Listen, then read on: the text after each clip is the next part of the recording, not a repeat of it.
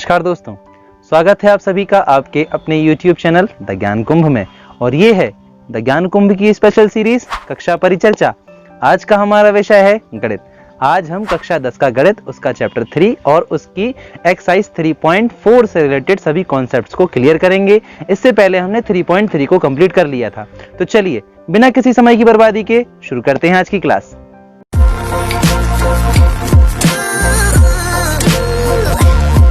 तो आगे की क्लास के लिए अपन आ गए हैं बोर्ड पर। आप भी अपने हाथों में नोटबुक और पेन लेकर एकदम तैयार हो जाइए ताकि यहां बताए हुए एक एक पॉइंट को आप नोट कर सकें। तो इससे पहले वाली वीडियो या कहें इससे पहले वाली क्लास में अपन ने सब्स्टिट्यूशन मेथड का कॉन्सेप्ट पूरा क्लियर कर लिया है, उससे रिलेटेड सभी सवालों को क्लियर कर लिया है। आज अपन जैसा कि देखिए मैंने बताया था आपको पहले के अलजेब्रिकल जितनी मेथड्स होती हैं उनमें तीन तरह की मेथड्स होती हैं। एक होती है सब्स्टिट्यूशन, दूसरी होती है एलिमिनेशन, तीसरी होती है क्रॉस मल्टीप्लिकेशन। सब्स्टिट्यूशन अपन कर चुके, आज बारी है एलिमिनेशन मेथड की। तो एक्सरसाइज 3.4 का यही कॉन्सेप्ट है कि अपन एलिमिनेशन मेथड को समझेंगे, उससे रिलेटेड कुछ शुरुआती सवालों को अपन करके भी देखेंगे। तो चलिए आज के पहले सवाल से शुरू करते हैं। तो चाहे वो सब्स्टिट्यूशन मेथड हो चाहे हो एलिमिनेशन मेथड, दोनों की प्रॉब्लम और उनका समाधान लगभग एक सही है। जैसा कि मैंने जब सब्स्टिट्यूशन मेथड स्टार्ट की थी तो आपको उसकी प्रॉब्लम बताई थी, फिर मैंने उसका एक समाधान भी बताया था। इसी में भी सेम मैं वही चीज रिपीट करूंगा। प्रॉब्लम क्या है कि यदि एक वेरिएबल हो किसी इक्वेशन में तो उसे सॉल्व करना आसान होता है ना, उसका कैलकुलेशन अपन इजीली कर सकते हैं। लेकिन जब दो दो वेरिएबल हो जाएं तो उसको सॉल्व करना थोड़ा मुश्किल हो ही जाता है, यही हमारी मुश्किल है। लेकिन अगर हमें दो दो समीकरण दिए हों तो हम उन्हें आसानी से सॉल्व कर सकते हैं। अब यहां हमें दोनों को सॉल्व करने का आधार क्या है, दोनों मेथड्स में चाहे एलिमिनेशन चाहे सब्स्टिट्यूशन, दोनों का आधार यह है कि हमें एक वेरिएबल को गायब करना है। वहां हम दूसरे वेरिएबल से एक वेरिएबल की वैल्यू रिप्लेस करते थे, चाहे हम एक्स की करें चाहे वाई की करें, है ना। यहां हम एक को एलिमिनेट ही कर देंगे, है ना। चाहे हम एक को एक्स को एलिमिनेट करें चाहे वाई को एलिमिनेट करें, दोनों में से किसी एक को हमें एलिमिनेट करना है, उस इक्वेशन में से हटाना है ना। अब हटाने का क्या मतलब होता है, हटाने से हमारे दिमाग में एक ही ख्याल आता है कि या तो अपन घटा के उसे वहां से हटाएं, घटाएंगे काय में से, जाहिर सी बात है एक इक्वेशन में से दूसरी इक्वेशन को अपन माइनस करेंगे। उसके लिए हम ये करते हैं कि इनके जो कोएफिशिएंट होते हैं इनको एक सा कर देते हैं, कोएफिशिएंट्स को एक सा कर देते हैं, इनके गुणनखंड को बराबर में ला देते हैं। अच्छा, जैसे अब ये पूरा मेथड आप स्टेप बाय स्टेप देखें कि सबसे पहले आप इक्वेशन फर्स्ट और सेकंड को अच्छे से देखो, फिर उसके बाद ये तय कर ले कि आपको एक्स को एलिमिनेट करना है या वाई को एलिमिनेट करना है। ठीक है, जैसे कि अपन अब एक्स को एलिमिनेट करें, है ना, तो आप यहां गौर करें कि पहले वाली इक्वेशन में एक्स का जो कोएफिशिएंट है वो क्या है, 1 है। तो आप इक्वेशन सेकंड में 1 का मल्टीप्लाई कर दें, या फिर ऐसा लिख दें यहां पे आप मल्टीप्लाई बाय 1 कर दें। ठीक है, और इक्वेशन सेकंड में जो एक्स का कोएफिशिएंट है क्या है, 2 है, उसका मल्टीप्लाई आप इक्वेशन फर्स्ट में कर दें। ठीक है, ये आपका पहला स्टेप है। आप जैसे ही मल्टीप्लाई करेंगे 2 का इस पूरी इक्वेशन में ही हो जाएगा 2x प्लस 2y, 2 5 जा 10। आप 1 का करेंगे, ये सेम टू सेम वैसे ही रहेगी। ठीक है, ये हमारे पास नई इक्वेशन आ गई, equation third and equation fourth. ठीक है, अब आप देख सकते हैं कि x का जो कोएफिशिएंट है वो एक सा है ना। अब मैं अगर पहली इक्वेशन ये वाली इक्वेशन में से ये वाली इक्वेशन माइनस कर दूं तो x पूरी तरह से एलिमिनेट हो जाएगा और y बचेगा, यानी y को कैलकुलेट करना, फिर y की वैल्यू निकालना हमारे लिए आसान हो जाएगा। यही तो इसका पूरा बेस है। तो अपन यही करेंगे, अपन इसको घटा देंगे, यहां लिख भी देंगे बाय सब्सट्रैक्शन। ठीक है, यहां हमने माइनस किया, माइनस करेंगे तो ध्यान रखना जो प्लस में होगा उसका साइन माइनस हो जाएगा, जो माइनस का साइन होगा वो प्लस में हो जाएगा। यानी बेसिकली अपन ये कह सकते हैं कि इनके साइन चेंज हो जाएंगे। ये प्लस में था माइनस का हो गया, ये माइनस का प्लस में हो गया, ये वाला प्लस का माइनस में हो गया। अब ये घट जाएंगे या कट जाएंगे, कुछ भी कहें, यानी एलिमिनेट हो जाएंगे। ये भी प्लस में ये भी प्लस में, दोनों जुड़ जाएंगे तो 2 और 3 5y, ये माइनस में ये प्लस में, 10 में से 4 जाएंगे बचेंगे 6। यहां y के मल्टीप्लाई में है 5, 5 को आप वहां लेके जाएंगे तो 6/5 हो जाएगा। ये आ गई अपनी y की वैल्यू, है ना। y की वैल्यू तक आपको उम्मीद है समझ में आ गया होगा। अब अपन y की वैल्यू को चाहें तो इक्वेशन 4th में रखें, इक्वेशन 3rd में रखें, सेकंड में रखें, फर्स्ट में रखें। वैसे तो 4th और सेकंड इस बार एक सी हैं, हर बार एक सी नहीं होती, इस बार ही एक सी हैं। तो अब अपन चाहें तो फर्स्ट में रख सकते हैं, सेकंड, थर्ड, फोर्थ कहीं पे भी रख सकते हैं। तो मैं यहां लिखूंगा put the value of y in equation 1। मैंने इक्वेशन 1 में रखना ज्यादा पसंद किया क्योंकि इक्वेशन 1 में x और y दोनों ही सिंगल हैं, इसलिए इनमें ज्यादा कैलकुलेशन होगा नहीं। अब अपन इक्वेशन 1 को लिख लें, x plus y is equal to 5। ये इक्वेशन 1 है। x की जगह x ही रहने देते हैं, y की वैल्यू हमने अभी अभी 6/5 निकाली है तो हम इसकी जगह 6/5 रख देंगे, बराबर में बचेगा हमारे पास 5। अब आप 6/5 को वहां लेके जाइएगा तो यहां प्लस में है, जब ये बराबर के उस तरफ जाएगा तो ये माइनस में 6/5 हो जाएगा। अब आप 5 को इसके भी अपॉन में लेके आएंगे, यानी कि एक बड़ा अपॉन लगाएंगे, दोनों के अपॉन में एक ही 5 लाएंगे। उसके लिए आपको 5 का सीधा मल्टीप्लाई यहां करना पड़ेगा, तो 5 5 25 माइनस 6/5। ये x के बराबर में वैल्यू चल रही है। अब अगर आप आगे देखें तो x बराबर 25 में से अगर आप 6 माइनस करेंगे तो बचेंगे 19/5। ये हो गई x की वैल्यू, ये x की वैल्यू, ये y की वैल्यू, और आपका क्वेश्चन हो गया सॉल्व। उम्मीद है आपको अच्छे से समझ में आ गया होगा। तो अपन ने एलिमिनेशन मेथड को तो समझ लिया, तो अब प्रैक्टिस के लिए एक सवाल लेना लाजमी है। तो 3.4 के फर्स्ट सॉल्व के सेकंड पॉइंट को अपन ले लेते हैं। फर्स्ट को तो अपन ने मेथड के लिए समझ लिया, अब अपन ने सेकंड पॉइंट को लिया। सेकंड पॉइंट में दो इक्वेशन है, 3x + 4y = 10। First equation 2x - 2y = 2। दूसरी इक्वेशन, ठीक है, मैंने गलती से 4 लिख दिया, यहां पे 2 है, ठीक है।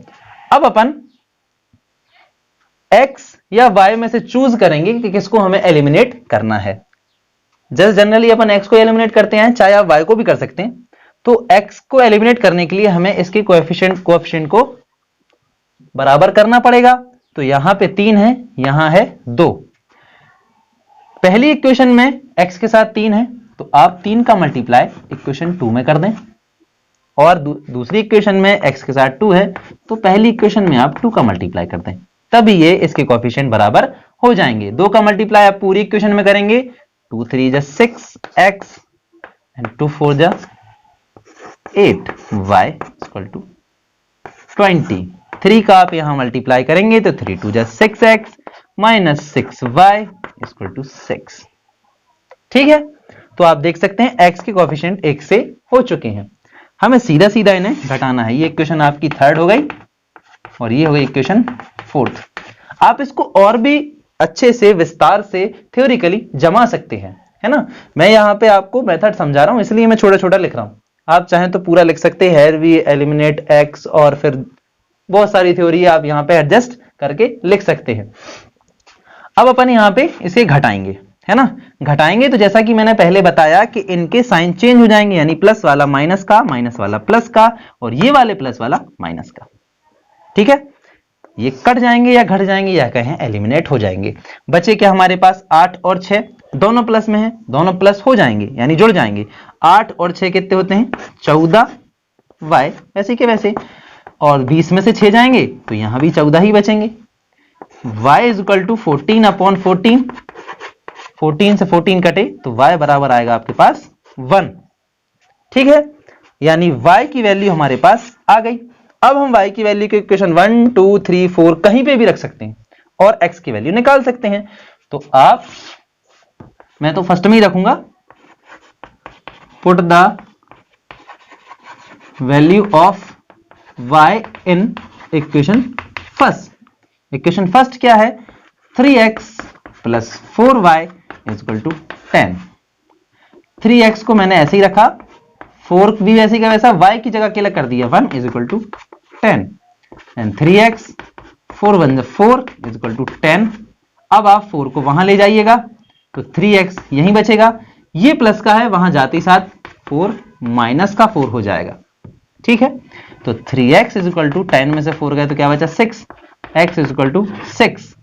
3 यहां मल्टीप्लाई में था, यहां जाते ही साथ डिवाइड में पहुंचेगा, तो 3 से आप 6 को डिवाइड कर देंगे तो x इज इक्वल टू आपके पास आ जाएगा 2। ये हो गई x की वैल्यू और ये थी y की वैल्यू।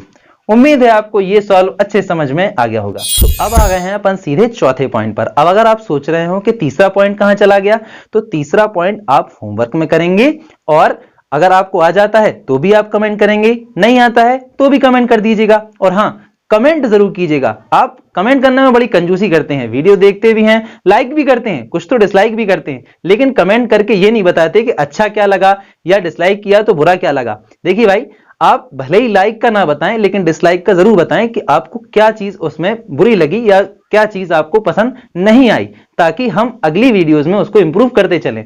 आपका फीडबैक हमारे लिए बहुत जरूरी है, हमारे चैनल की इंप्रूवमेंट के लिए, हमारे इंप्रूवमेंट के लिए, हम ठीक पढ़ा रहे हैं, नहीं पढ़ा रहे हैं, ठीक से समझा रहे हैं, इन सब चीजों के लिए आपके कमेंट्स हमारे लिए बहुत जरूरी हैं। तो प्लीज कमेंट जरूर कीजिए।